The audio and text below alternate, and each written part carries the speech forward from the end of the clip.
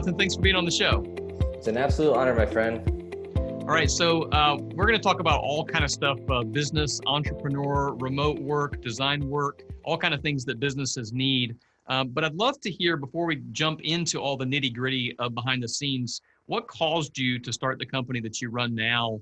And what has kind of surprised you in those early years of getting business going? Yeah, sure.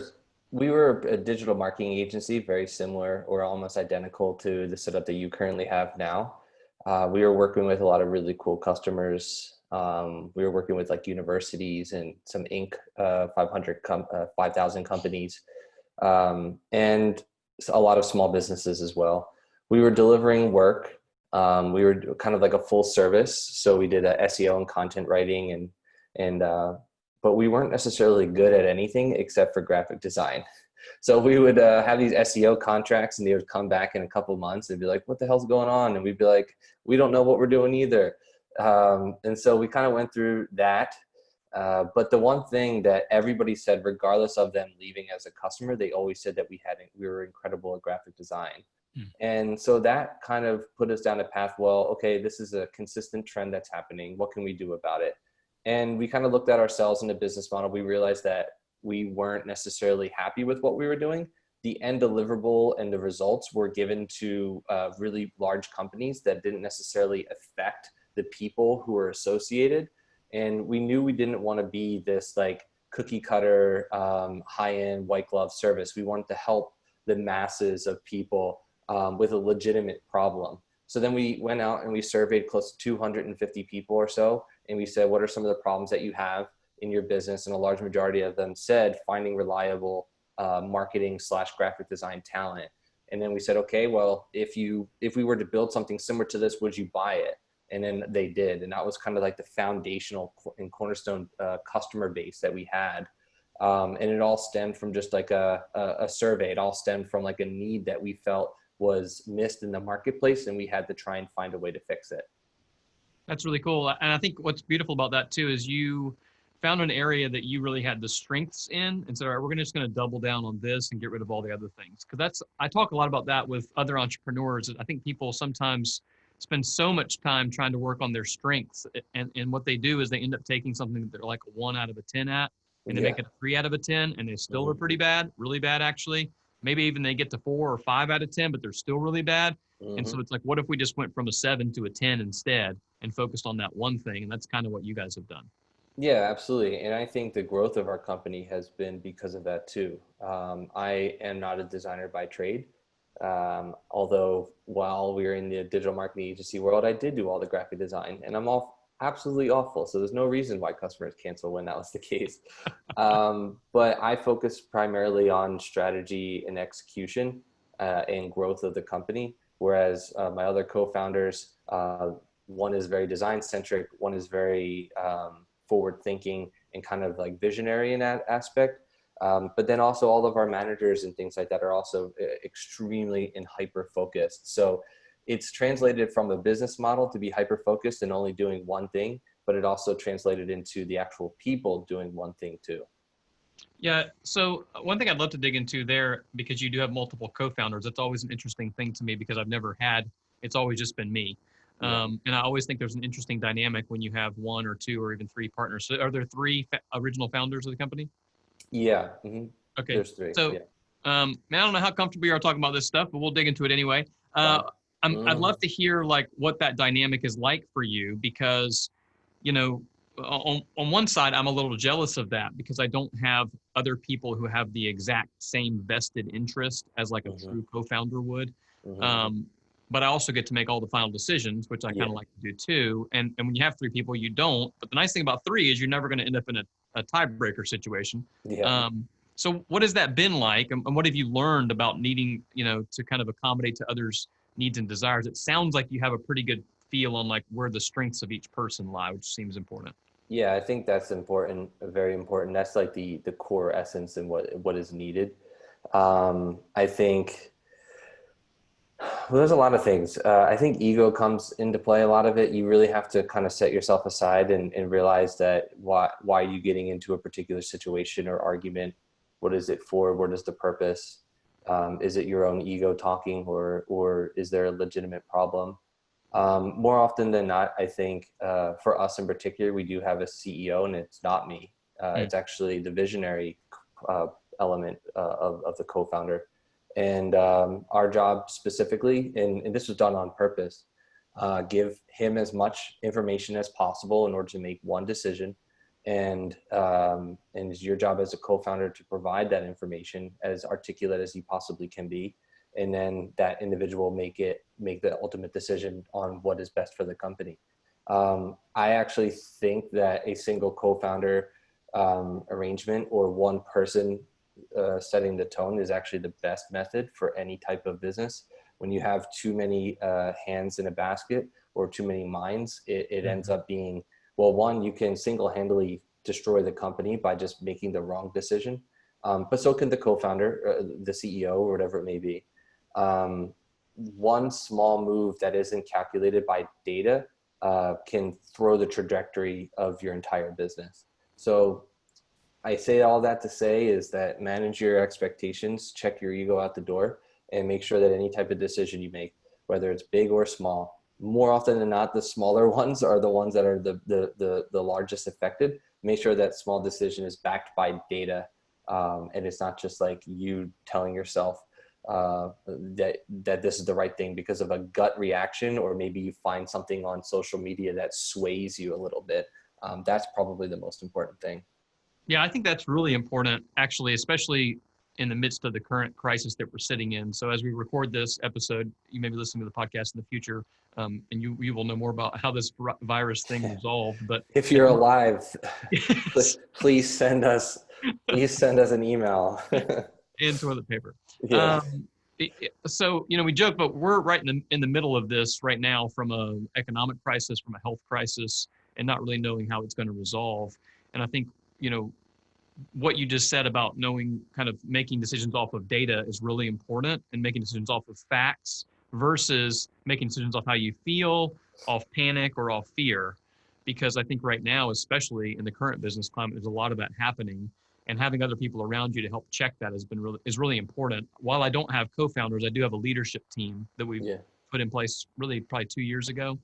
And each one of them has been at the company for 5 to 10 years. Nice. And they have different personality strengths than I do. I'm the one who's like, let's just do it. Let's just launch it tomorrow. And they're like, let's clean it up a little bit first. Yeah, that's me too. And I think that mix of people is really valuable and really important. So it is. It absolutely is. I'm the same way. Like I'm like a go. Let's keep the foot on the throttle.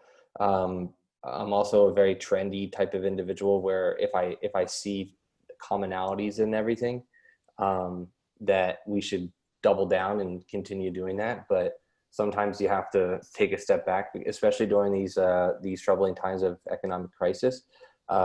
If you double down on the wrong thing, just because, let's just say, we use this as an example. If 2 customers do something, right?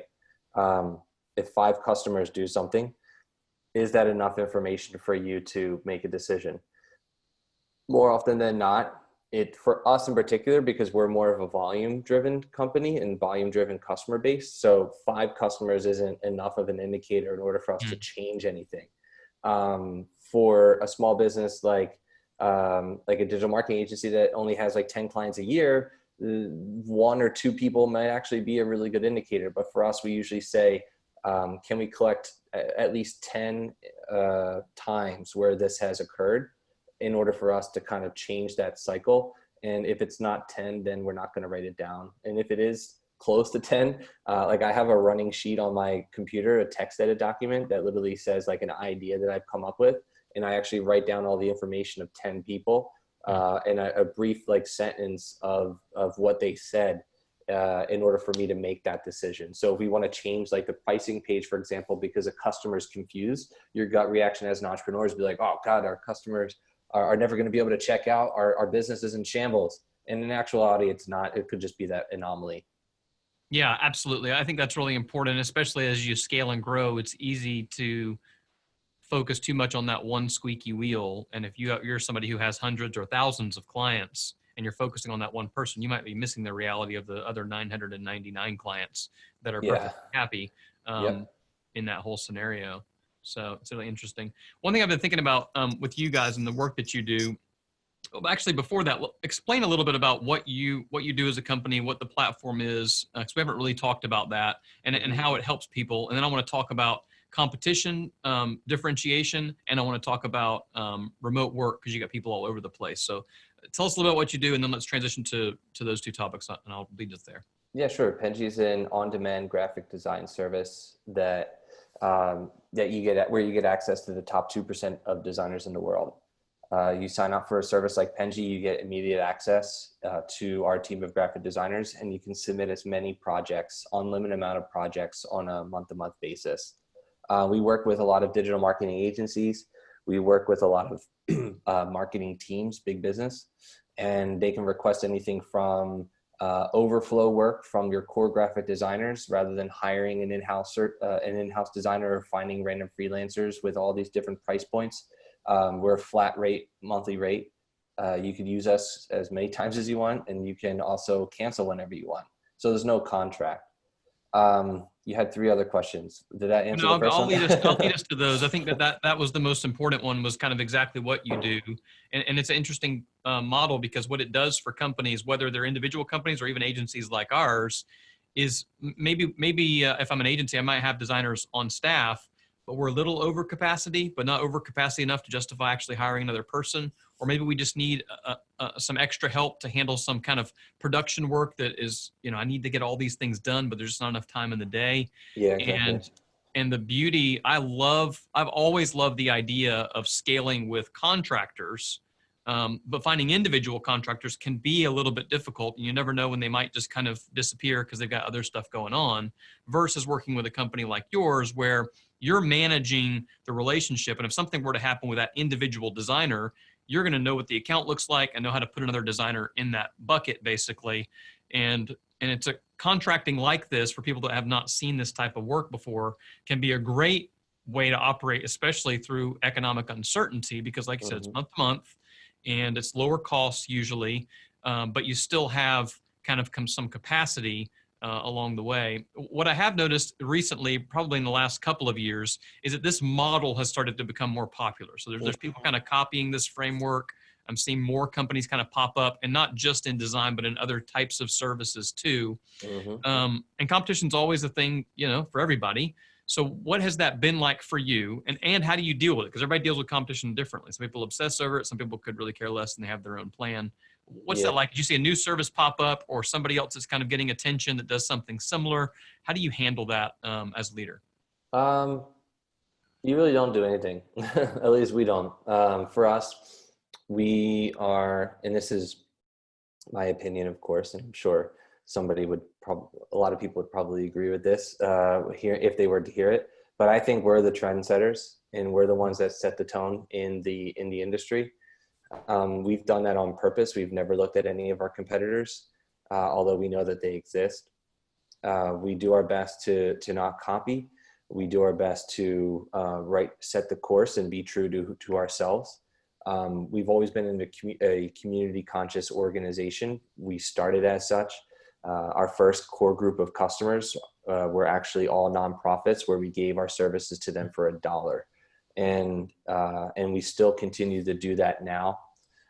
We've created, since the pandemic, we've created other programs in order to help our customers support them while they're going through these troubling economic times. And so as our core human being and as a core essence of our culture, that was created in the inception. And what we're seeing is that a lot of our customers, or a lot of our competitors, are actually copying the methods that we've done. We're totally okay with that, because we're already, while they're copying us, we're already 10 steps ahead. Right. And so we're already working on new iterations, and these people are copying 3 iterations back. What I can say, and I actually will give you a personal example, because this happened the other day. And I don't wish any ill will towards anybody, but I had a really good friend of mine who actually copied the exact same business model that we're doing. And during the economic crisis, he actually had to shut his business down. And the point of me telling that story is because you can copy anybody as long as you want, or as much as you want. You can copy influencers like Gary Vee or Grant Cardone, or whoever it is that you find inspiration from. You can copy any of them as much as you want, but you'll never become them. So that's also in tune with competitors. You can copy your competitor as often as you want, but you cannot change the essence of the culture within the business. That will never change. That is, if that's not who you are from the inception, that's not who you're going to be in a year from now when you start to grow a little bit. So again, another reason why I said that is have core values in the very beginning. As you see in the background here in your back, Jay, you have amazing core values, and I'm sure not one company or one competitor can ever take that away from you. I'm smiling because I just love that perspective. Like, I think that one of the biggest mistakes a lot of people make in business, so I'm glad you answered it this way. Otherwise my response would have been different. I think that so many people are just ridiculously obsessed with what their competition's doing. Yeah. 100%. And I feel like if you're doing that, then you're so far behind. People say this to me all the time. They're like, well, what if and there's a lot of people that build websites, a lot of people that do design, a lot of people that do this work that you do. And I'm like, that's great. There's plenty of work to be done. Like, I don't care. Well, what are you doing about so-and-so? I'm like, I don't even know who that is. And I think everybody expects me to know who my list of competitors are. And, I'm aware of the people that are around us, but at the same time, I think people choose who to work for based on all kind of stuff. And ultimately it's whether they like that person or company, I think. 100%. And I think that what you said too is really important, that you can kind of be a trendsetter or you can be an imitator. And it's not necessarily wrong to be an imitator either. No, just to be clear, it's perfectly fine to follow a model. I mean, shoot, that's basically what the franchise business is, right? Mm-hmm. Like, somebody developed a model, you're just going to tag onto that model and go start your own Wendy's or Chick-fil-A or whatever it is. You're not a trendsetter at that point. You're just following an established plan, and that's perfectly acceptable. But I think as entrepreneurs, our gut wants something different, and we want to be the one who's laying the groundwork that other people go, oh, I'd like to try that. And I feel exactly the way. Like, by the time they get to where I am, I'm already like 5 miles ahead of that. So I'm happy for people to follow me. I think that's great flattery, and I'm glad that you feel the same way. I think it's really interesting. I'm just going to assume that when you get a new customer, you have an incredibly awesome onboarding process.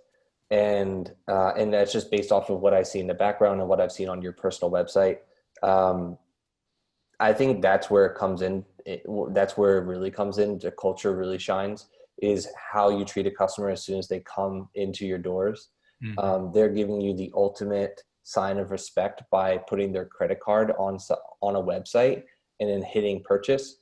And if you don't make them feel like $1 million out the gate, then why would they continue? And I think that is a huge miss that a lot of companies are taking at. They're just like getting businesses and worried about the next one. But if you could just focus on the people that are right in front of you, I think that too is going to be a good sign of like growth and culture. Mm-hmm. I actually said this the other day as we started to clearly head into some of this economic turmoil that is about to happen, or is happening, I should say. And I told my team, I was like, look, the most important thing right now is that we just take care of the customers that we have. 100%. We've been doing this for 21 years. We have plenty of peak customers. We have plenty of people who are able to pay their bills, and run great companies. And our job right now is to focus on those people, not go get new ones. Now, if there are other people that need help and they come along and it's a good fit, great. But we're not in the hunting business right now. We're in the protect the tribe business. 100%. And then you adjust over time. There's going to be certain things. I mean, we'll see what happens with this whole congressional bill that's in the works right now, but there's some actually really positive things for small businesses in there, surprisingly, because usually it's like all for big corporations. Mm-hmm. And if some of those things turn out, it really could put us back in growth mode. And for some people, it'll take them out of like, I'm dangling by a thread, I might not survive mode, and put them in safety mode. But I think those transitions are really important. One thing that you mentioned during that was, making customers feel like $1 million. And then one of the things you talked about earlier was the fact that y'all work off of volume. So you're working to grow a large client base. So I'm curious how you effectively make that customer feel exceptionally important with the reality that they are one of many customers. They're not, you know, you don't have 5 customers, you got a lot of customers. So how have you guys learned to care well for your customers and make them feel like they're their only customer, even though there's, you know, thousands of them? Yeah, I think it's just like a really core fundamental thing. You're a human. I'm a human. Humans like to be listened to, and they like to feel as if that they're heard. And so whether you do that via email, whether you do that through Penji's platform, that is the most important thing. So there's really no like cookie cutter solution. I think our onboarding process could be better, of course, and I think it's about to be even better than what it is now. But I think the core essence of it is person is walking into your doors, acknowledge them and thank them, ask them how we can help them and what are they looking for, set the proper expectations, and then make sure that you're listening to them as they progress through your journey of onboarding. But the core essence is just listening. Yeah, and you know, it's interesting, which you probably already picked up on. I actually have a really hard time with that because I talk so much. So I've had to really back that up. And I also have to put the right people in the right seats. Yeah. Because a lot of my team's better at that than I am. Yeah, sure. Let's transition to talking about teams a little bit. The third thing that I'd said I wanted to get to out of that kind of chain of where we started here was remote work. Obviously, right now, the whole world is going, oh, we might have to not work in our office anymore. And what does that look like? And obviously there's all kinds of tools and technology. And I actually have another podcast I'm doing this afternoon going to talk about technology and security. But what I'd love to talk about here is more about the cultural elements of remote work. How do you build a team? And especially in your case, you have people all over the world. And I have team members that are all over the place too. We've got some folks in the Philippines, we've got some folks in India, we've got some folks in Europe, and some folks all over the US, plus our core team here in Florida. So how have you successfully kind of built that team? What have you learned along the way? What mistakes have you made as you've tried to build this remote team where there is a lot of remote work happening and on different time zones? What's that been like? Yeah. Well, different time zones, you're working pretty much 24/7 because when you're about to go to bed, they wake up. But the biggest thing that I'd like to talk about specifically about remote work is that when you give another individual a job or a task, make sure that it is met with actionable KPIs, which are key performance indicators. But also the biggest feedback that I would give is that to make sure that the job is easily digestible in order for the individual to excel. So what does that mean exactly? If this person has to send emails, or if this person has to design for you, or insert whatever task, you should create a line-by-line item of everything that the individual has to do for that day and for that week. So, and the problem that I had was that I wasn't too micro in doing this, and I didn't think of all the scenarios of what could have happened, and I ended up having to go back and fix the training and fix the day-to-day operational guideline that we set for the individual. And so I would recommend that if you're giving them a job, try to think as many scenarios as possible. Make it extremely legible. Wake up, clock in, check email. If that's the first thing you want them to do, write it down. If you don't write it down, there's a strong chance that they're not going to check their email, and so on and so forth. Like, I can get as micro as you want to on this one, but it was a huge problem that we had, and I was literally incredibly pissed off at the team, because I'm thinking to myself, like, why the hell aren't these people performing their job? I laid out every task that they could possibly do. I spoon fed them the information. What is happening? Mm-hmm. And then I start talking to them, and I'm like, well, talk to me about this. Like, why isn't this successful to you? I was able to do it myself before I gave the job to you. How come you're not on the same level as me? And the fact is that they're not you. They're mm-hmm. never going to be you. And the other aspect of it is that you probably didn't set the proper training in place. So have a really good training module in your company if you're using a lot of outsourced work, and make sure that it's easy to understand. Have like 2 or 3, 4, 5 people like review it first before ever sending it to the person. Because that person on the other end, they may not say it, but they might think of you differently because you're providing that unlegible type of tasks. Yeah, I think that whole idea, it's kind of the curse of knowledge, really. It's the assumption that you know what all the middle steps are, that somebody else should know that too. Yeah. And, one of the things that we do that has helped with this is kind of crossover jobs sometimes. So for example, I'm not usually involved with launching websites anymore. I used to be back in the day, but I don't really do that. Like the team is fully capable. They have task lists around it. They know how it's done. But there was a couple weeks ago, it wasn't last week, it was a couple weeks ago. They had quite a few more sites to launch in one day than they typically do. And it was a little bit of a stretch. And, I've done this stuff forever and I kind of enjoyed it anyway. So I was like, great, put me in, coach, let me help out. So I used their task list as if I didn't know how to do it to work through it. And that was really helpful because I was able to find stuff to go, well, look, I know what to do next, but if I didn't know, this doesn't say that. And I think this is especially important for people who are working with anybody who's in a different time zone, especially if it's the other side of the world, especially the realities of different cultures. We have quite a few developers that we've worked with for a long time in India, and culturally, they're just very specific. Like they do exactly what the plan is and they don't veer from that plan. And culturally, we want people to kind of have this like organic, like just, well, maybe not exactly that, but maybe just try something over here. And that's not how they operate. And it's not fair to expect people who are in a different culture, in a different time zone, who can't just pick up a call and ask you because it's the middle of the night for you. And especially, I don't know about you, but for me, I'm one of those people that I'm not a super detailed person by nature. And so I'm like, here, just do the thing. And that does not work. So let's talk about specifically outsourcing to graphic designers. So let's say I'm on your platform and I'm putting together a list of something that I want to give to a designer, right? And say, I need you to design this for me. And they're probably going to work on a different time. I'm going to get an update back the next day or whenever.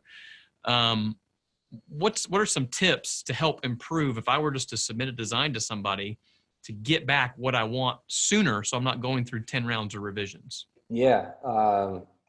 God, I wish everybody asked that question, and thank you for asking it. So the way Penji works is you go onto our website, you go onto our platform once you're a customer, and you have a very detailed list of things that we need to know. So the dimensions, the style, et cetera, et cetera.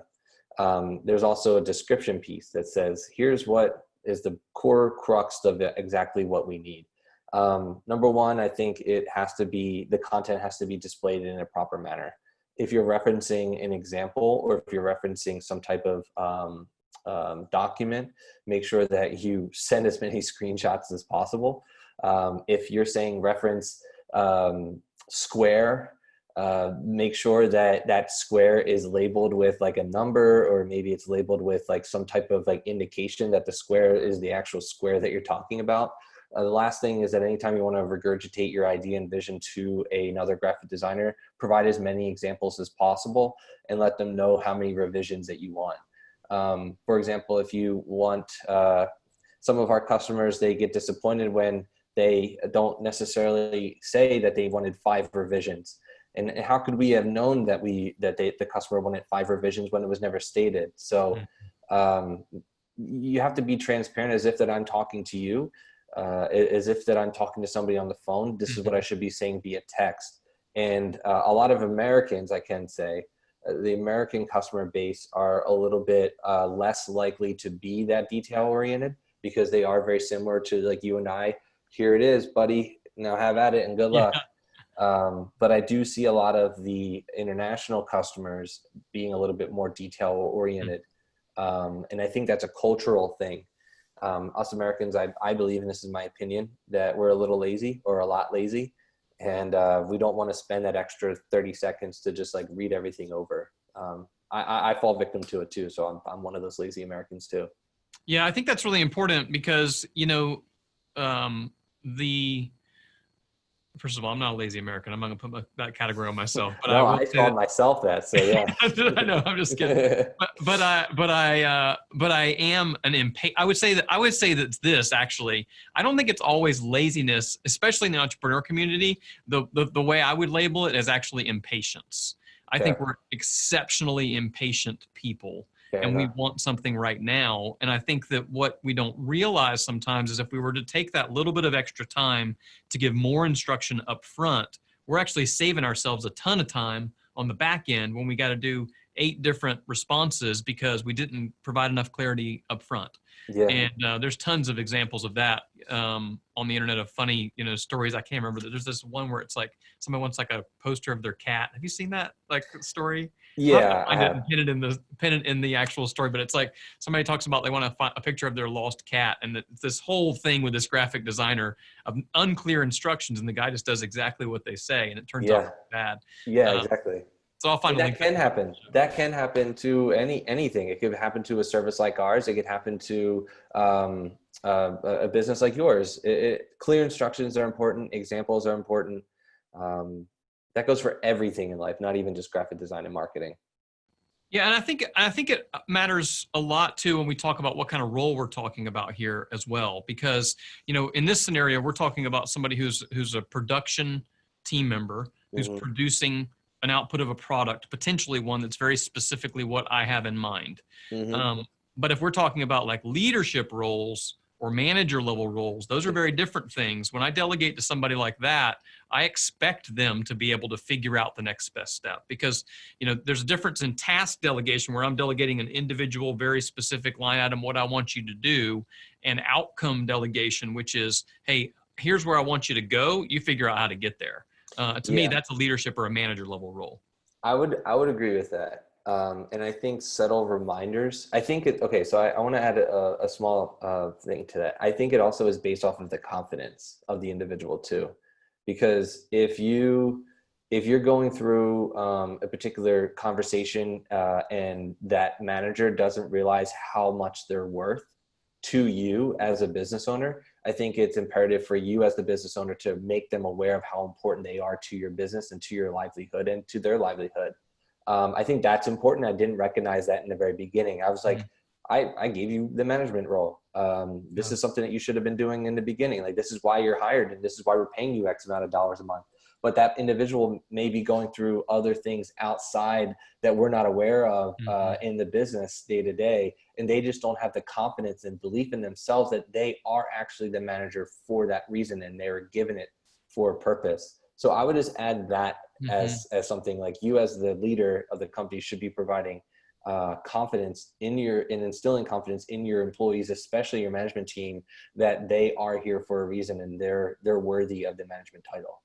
Yeah, I saw this great Twitter post last night, actually. I don't remember who it was now, but they were talking about they'd just taken over as like head of PR for this particular large company and 4 weeks ago.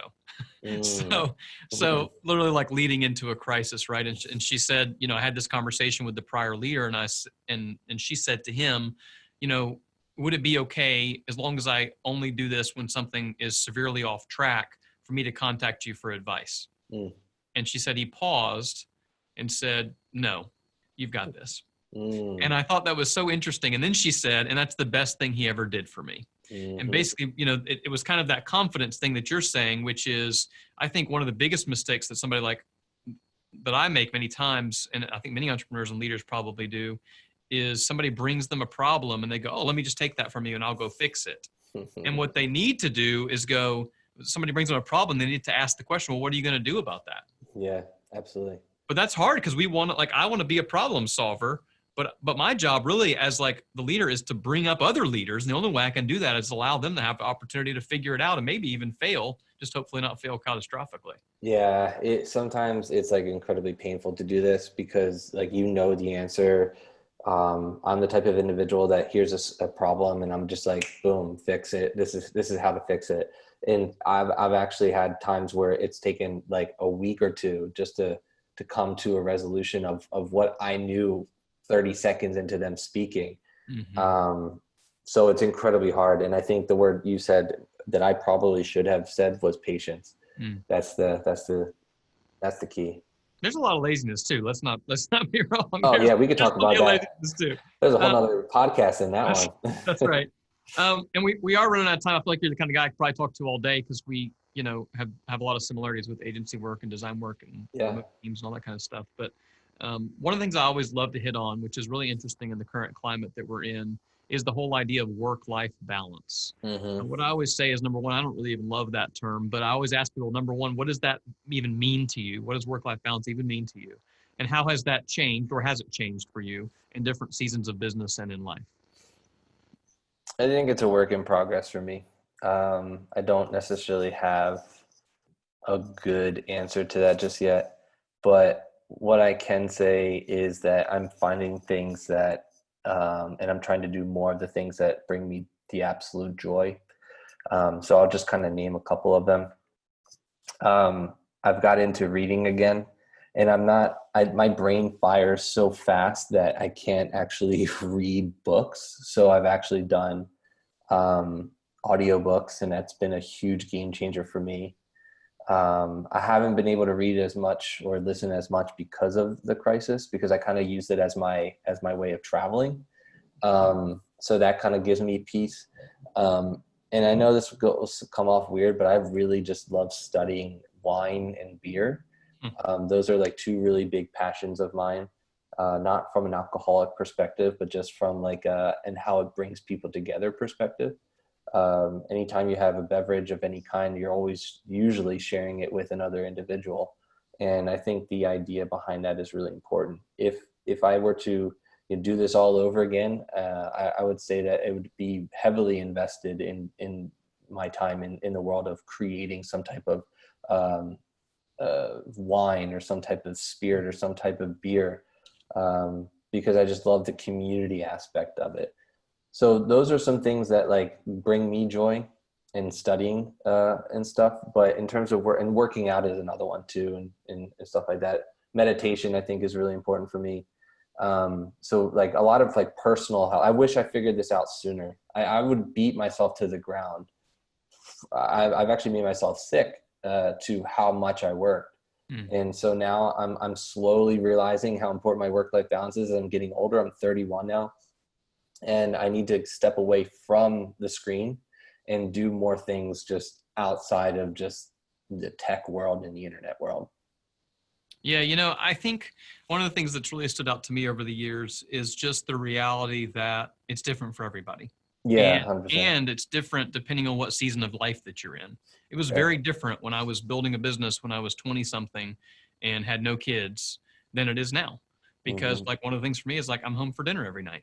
Well, but if I didn't have a bunch of kids and a wife to go home to, I'd probably be working, because that doesn't hurt me. I like to work. I could work all day long. I could work from the time the sun goes up to the time the sun goes down and be happy about it. That work brings me joy. I mean, that's one of the words that's on the board behind me is joy, because I don't believe people should hate Mondays.